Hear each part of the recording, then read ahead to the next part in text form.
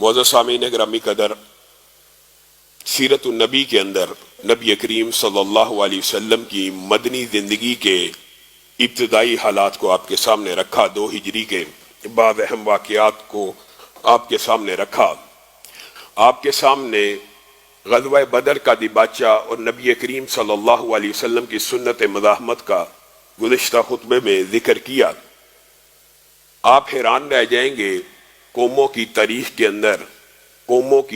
کے اندر یا مذاہب کی تاریخ کے اندر 8 سال کا مختصر وقت، 2 ہجری سے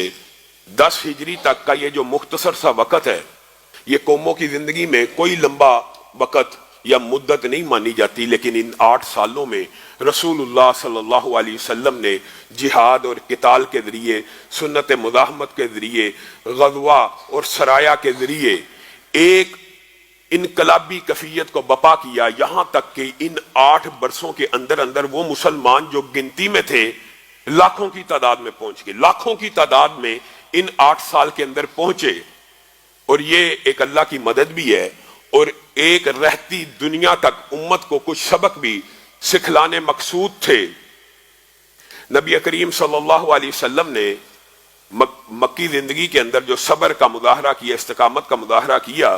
اس کے برعکس مدنی زندگی میں سنت مزاحمت کو اختیار کیا اور جہاد فی سبیل اللہ کا شوق اور رغبت مسلمانوں کے اندر ڈالنا شروع کی۔ آپ کے سامنے ان آیات کو گزشتہ خطبہ میں رکھا تھا کہ کیسے جہاد ترتیب سے مسلمانوں کے اوپر جب فرض کر دیا گیا تو رسول اللہ صلی اللہ علیہ وسلم نے ان کے اندر طمع، لالچ، ہرس اس جہاد کی اور قتال کی مختلف احادیث کے ذریعے، اللہ کے فرامین کے ذریعے مزید اجاگر کی، اور یہ بھی کہا ایک وقت آئے گا کہ تم مال و دولت کے پیچھے پڑ جاؤ گے، گائے بیل کی دموں کو پکڑ لو گے، یعنی زراعت کی طرف توجہ کر لو گے، دنیا کے پیچھے بھاگنا شروع کر دو گے، مال و دولت کے انبار اپنے گھروں میں لانا شروع کر دو گے، ذلت اور پستی تمہارا ایسا مقدر ہو جائے گی، تمہارے نصیبے میں آ جائے گی کہ جب تک تم اپنے دین کے اوپر واپس نہیں آؤ گے تم کبھی عروج نہیں پاؤ گے۔ آج مسلمان انہی حالات کا شکار ہیں۔ وہ دین میں واپسی کیا ہے تو رسول اللہ صلی اللہ علیہ وسلم نے فرما دیا وہ جہاد فی سبیل اللہ ہے۔ بعض جگہ جہاد فی سبیل اللہ کو دین بھی کہا گیا، اور دین میں واپسی، دین میں پورے کا پورا آ جانا، اس سے مراد بھی جہاد فی سبیل اللہ بعض حدیثوں میں لی گئی۔ جب تک تم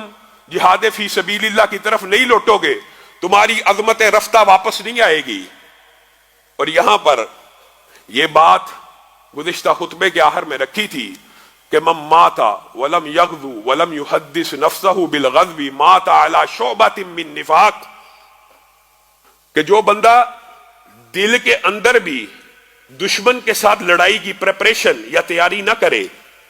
ایک بات یاد رکھیے، شریعت کا ایک مزاج ہے کہ شریعت دشمن سے ہر وقت ملاقات کی خواہش کی طرف متوجہ نہیں کرتی۔ شریعت کا یہ مزاج ہے کہ بندہ ہر وقت دشمن سے مدبھیڑ یا دشمن کے مقابلے کی دل میں خواہش نہ رکھے،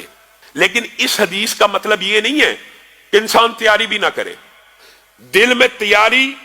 یہ ہونی چاہیے کہ اللہ تعالیٰ آزمائش سے بچائے، اللہ تعالیٰ دشمن کے حملوں سے بچائے، لیکن اللہ اگر دشمن حملہ کر دے گا تو پھر میں پشت نہیں پھیروں گا، پھر میں اس سے لڑوں گا بھی، اور تیرے دین کے لیے اس کے ساتھ تلوار کو بے نیام بھی کروں گا، قتال بھی کروں گا، جہاد بھی کروں گا۔ دشمن سے مدبھیڑ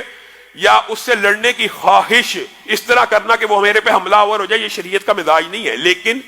جو مجاہد فی سبیل اللہ، جو سولجر ہے، اگر وہ یہ نیت کرتا ہے کہ دشمن میرے مقابلے میں آئے اور میں اس سے قتال کروں، یہ نیت جائز ہے۔ میں عمومی مزاج کی بات کرتا ہوں۔ پھر شریعت نے بہت سے احکامات جہاد فی سبیل اللہ کے حوالے سے یوں بھی بیان کر دیے، یہاں تک کہ اس کی بعض جزیات کو بھی بیان کیا۔ یہ ایک لمبا چوڑا اکیڈیمک موضوع ہے، لیکن مختصر چونکہ سیرت کے باب میں آیا ہے اس لیے آپ کے سامنے مختصر سا رکھتا ہوں کہ شریعت نے جہاد کی بعض جزیات کو بھی بیان کیا۔ وہ کس طرح؟ یہ بھی بیان کیا اگر آپ کے مقابلے میں، ایک کے مقابلے میں 10 کی تعداد ہو، اول اسلام میں یہ شرط تھی کہ ایک کے مقابلے میں 10 دشمن کے سولجر ہوں، ایک سپاہی کے مقابلے میں 10 دشمن کے سپاہی ہوں تو آپ کے اوپر جہاد فرض ہو جاتا ہے۔ پھر اللہ تعالیٰ نے مسلمانوں کے حالات، واقعات اور مسلمانوں پہ نرمی کرتے ہوئے اس جز کے اندر بھی تخفیف کی اور کہا کہ میں اب تمہارے اوپر تخفیف کرتا ہوں، اور اب ایک سپاہی کے مقابلے میں 2 سپاہی ہو تو تمہارے اوپر جہاد فرض ہے۔ اب یہ ایک بڑی لمبی چوڑی بحث ہے، لیکن اس کا خلاصہ آپ کے سامنے رکھتا ہوں کہ ان باتوں کا مفہوم کیا ہے۔ ایک کے مقابلے میں 2 سپاہی ہوں تو اس سے مراد بعض محدثین نے یہ لیا کہ پھر تو جہاد فرض ہو جاتا ہے اور یہ اقدامی جہاد کی آیت ہے، اور بعض محدثین نے یہ لکھا ہے اس سے مراد اقدامی جہاد نہیں ہے، بلکہ اس سے مراد یہ ہے کہ پشت پھیرنے کی، واپس پلٹنے کی، یعنی ایک تو ہے پشت پھیر کے بھاگ جانا، یہ تو اسلام میں حرام ہے کلی طور کے اوپر، ایک ہے واپس پلٹنا اور اس تدبیر کے ساتھ کہ میں دوبارہ حملہ کروں گا، جھپٹ کر پلٹنا اور پلٹ کر جھپٹنے کی نیت سے لشکر کو واپس لے جانا، یہ اس کی شرط ہے۔ اگر ایک کے مقابلے میں 2 سپاہی ہوں تو پھر آپ واپس بھی پلٹ نہیں سکتے حکمت کے طور کے اوپر۔ بعض محدثین نے اس کی یہ بھی تشریح کی ہے کہ یہ واپس پلٹنے کا نصاب بیان کیا گیا ہے کہ واپس تب پلٹا جائے گا جب ایک کے مقابلے میں 3 ہوں گے، ایک کے مقابلے میں 4 ہوں گے، تب بھی جو ڈٹ جائے، جو ثابت قدم رہے تو جائز ہے، لیکن اگر واپس پلٹے گا اس کے اوپر کوئی عذاب اور عتاب نہیں ہے۔ اور بعض نے کہا یہ دشمن کی کلی تعداد کے اوپر ہے کہ مسلمان 1 لاکھ ہیں، دشمن 2 لاکھ ہیں، وغیرہ وغیرہ۔ یہ ایک لمبی چوڑی بحث ہے، جو اس کو تفصیل سے پڑھنا چاہتا ہے وہ پڑھ لے۔ مراد یہ ہے، بعض دیگر حدیث اس بات کے اوپر بھی دلالت کرتی ہیں کہ حقیقت یہی ہے کہ یہ واپس پلٹنے کا ایک نصاب بیان کیا ہے کہ مسلمانوں کو کبھی بھی پسپائی اختیار نہیں کرنی چاہیے اگر دشمن کا آمنا سامنا ہو جائے، کیونکہ 7 ہلاک کرنے والے گناہوں میں ایک ہلاک کرنے والا گناہ یہ بھی ہے کہ جس دن میدان جنگ لگا اور تم پیٹ پھیر کے بھاگ جاؤ، اور اللہ رب العزت کو بھی اور نبی کریم کو بھی یہ عادت بڑی بری لگتی تھی۔ آپ نے وہ 3 صحابہ کا مشہور واقعہ پڑھا ہوا ہے کہ جب دشمن میدان کارزار میں تھے اور وہ میدان جنگ سے پیچھے رہ گئے، ایک لمبا چوڑا واقعہ قرآن پاک میں ان کا بھی آتا ہے، اور استغفار کے حوالے سے آپ نے وہ واقعہ اکثر اوقات علماء سے سنا ہوگا۔ تو بنیادی طور کے اوپر اسلام کا یہ مزاج ہے، اگر دشمن سے مد بھیڑ ہو گئی، اگر دشمن آمنے سامنے ہو گیا،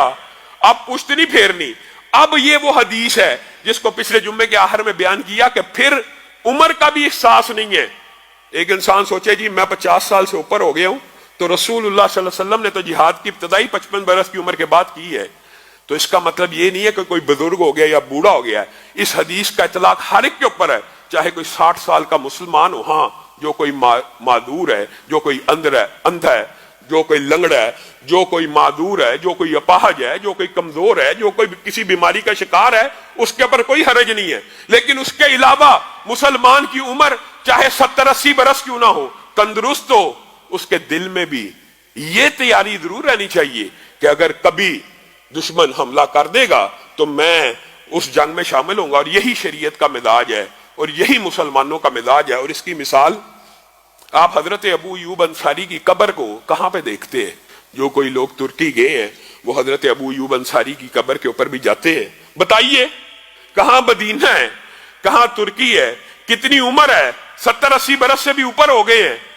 قبر کہاں پہ بنی ہے؟ مجاہد فی سبیل اللہ ہیں، قسطنطنیہ کے قلعے کے نیچے قبر کو بنایا گیا، اور کہا وصیت بھی یہ کر کے گئے تھے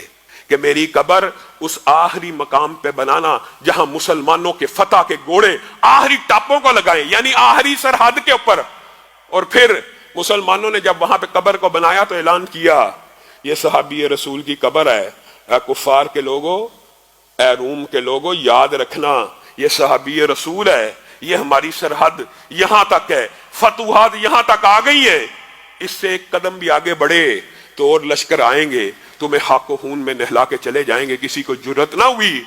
کتنے عرصے بعد دوبارہ لشکر آئے، پھر مسلمانوں نے فتوحات اور کی، لیکن کسی کافر کو بھی یہ جرت نہیں تھی کہ ابو ایوب انصاری کی قبر سے آگے بھی گزر جاتا، ایک قدم آگے بھی رکھ لیتا یا اس کی بے حرمتی کر جاتا۔